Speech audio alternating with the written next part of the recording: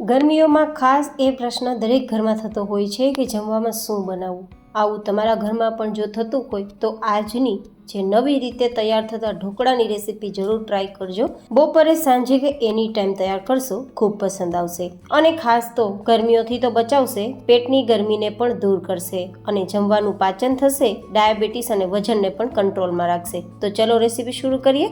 તો જેમના માટે સૌથી પહેલાં આપણે અડધી નંગ દૂધી લેશું, છાલ કાઢશું અને આ રીતે ખમણી લેશું.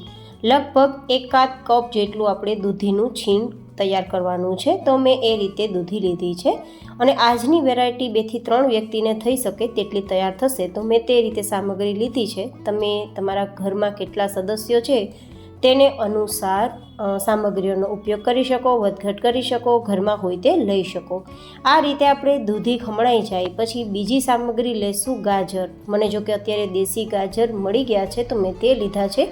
પણ જો કે તમને ગાજર પરદેશી મળે, દેશી મળે તો તે લઈ શકો. ના મળે તો અહીંયા કોબીનો ઉપયોગ કરી શકો છો અથવા દૂધી પણ વધારે પ્રમાણમાં ઉપયોગમાં લઈ શકો છો. આ રીતે ગાજરને પણ છાલ કાઢી અને ખમણી લેવાના છે.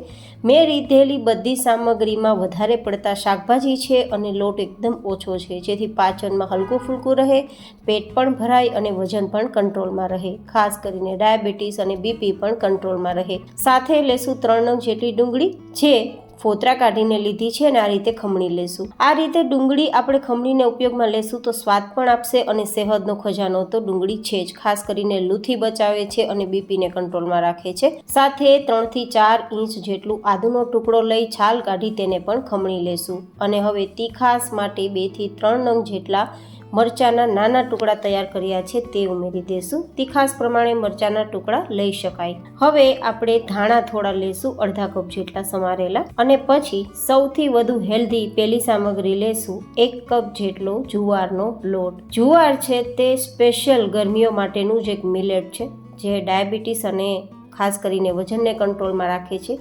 કબજિયાતને પણ દૂર કરે છે, પેટની ગરમી પણ દૂર કરે છે. અગણિત ફાયદા જુવારના છે. તો આ રીતે તમે ઢોકળાના રૂપમાં પણ તૈયાર કરી શકો. સાથે 2 ચમચી જેટલો ચણાનો લોટ, જે ખૂબ સ્વાદિષ્ટ આપણા ઢોકળાને તૈયાર કરશે. અને 4 ચમચી જેટલો રવો કે પછી ઝીણો સૂજી જેને કહી શકાય તે ઉમેરીશું, જેથી આપણા ઢોકળાની અંદર એકદમ સ્પંજીનેસ આવે અને સોફ્ટનેસ આવે અને થોડું ફરસું ટેક્સચર થાય તો બધા જને પસંદ આવે.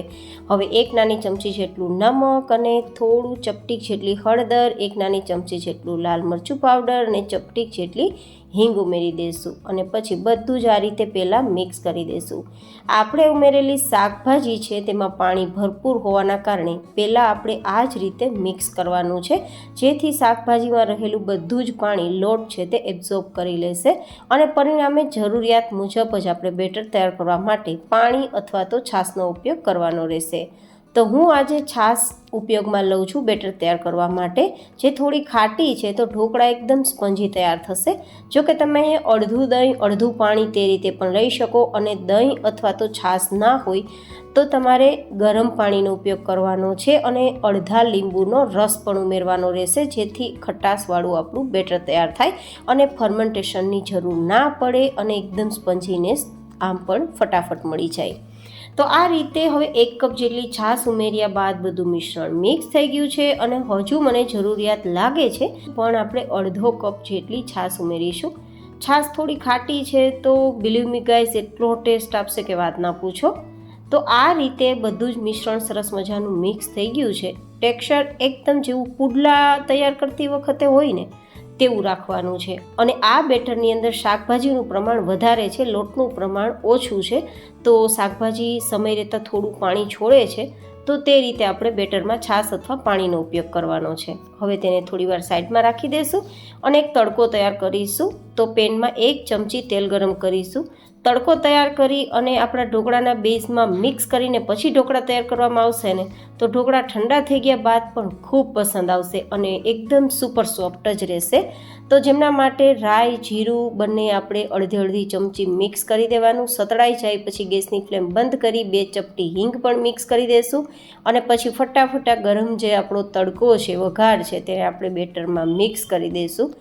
આ રીતે મિક્સ કરશું તો એકદમ ટેસ્ટી, શાઇની અને ખૂબ જ ફરસા, સ્પંજી અને એકદમ ટેસ્ટી કહી શકો ને તમે, કે ખાવું ખૂબ પસંદ આવે, ગળામાં ના ભરાય, ડૂચો ના થાય તેવા ઢોકળા તૈયાર થશે.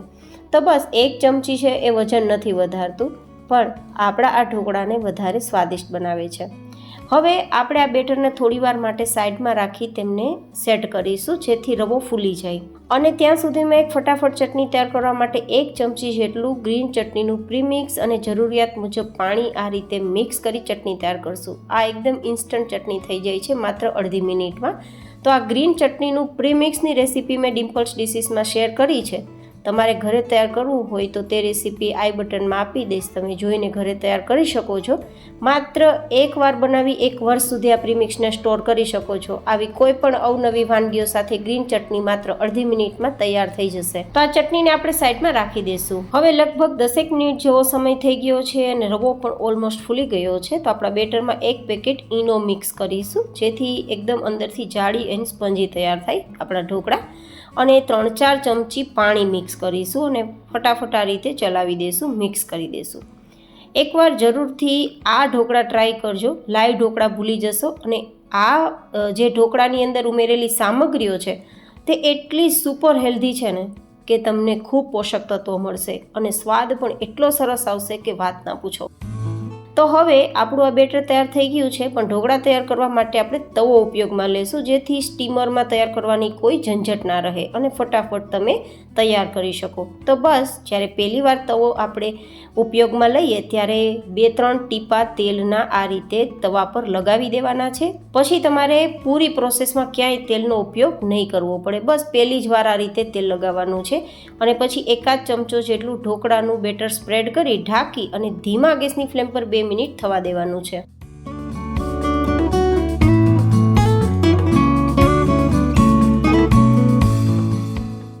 ખાસ ધ્યાન રાખવાનું છે કે ગેસની ફ્લેમ ધીમી રહેવી જોઈએ, નહીં તો નીચેનું બેઝ બળી જશે ને ઉપરથી અને વચ્ચેથી કાચું રહેશે.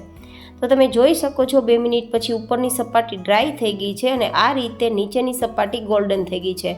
તેમ છતાં વચ્ચેથી કોઈ કાચું નથી ને તેના માટે ચપ્પુથી એકવાર આ રીતે ચેક પણ કરી લેવાનું. ચપ્પુ એકદમ ક્લીન આવે છે, ઇટ મીન્સ આપણા ઢોકળા પરફેક્ટ છે.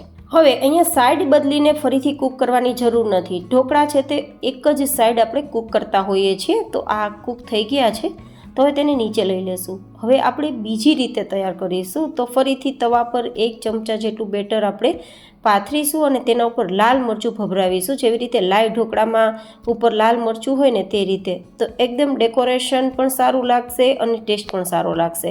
તો તેને પણ ઢાંકીને ધીમા ગેસની ફ્લેમ પર 2 મિનિટ થવા દઈશું. 2 મિનિટ પછી ઢોકળા એકદમ સરસ ફૂલી ગયા છે. આ રીતે ઉપરની સપાટી ડ્રાય થઈ ગઈ છે, નીચેની સપાટી ગોલ્ડન થઈ ગઈ છે. તો ઢોકળા તૈયાર છે. ઉપરથી ઈચ્છા હોય તો થોડું લાઇટવેટ તેલ લગાવજો, એકદમ શાઇનિંગ આવશે. જો કે ન ઈચ્છા હોય તો સ્કીપ કરી શકો છો. સ્પેશિયલી ડાયટમાં તો તેલ એકદમ લિમિટેડ ઉપયોગમાં લેવાનું છે. તમે જો અંદરથી ખોલીને બતાવું, એકદમ સુપર સોફ્ટ છે, જાળીદાર છે એન્ડ ખૂબ જ સ્વાદિષ્ટ છે. તો તમે ક્યારે તૈયાર કરો છો આ રેસીપી એ મને કોમેન્ટમાં જરૂર બતાવજો. ફરી મળીશું એક નવી એન્ડ હેલ્ધી રેસીપી સાથે. ત્યાં સુધી stay healthy and stay happy.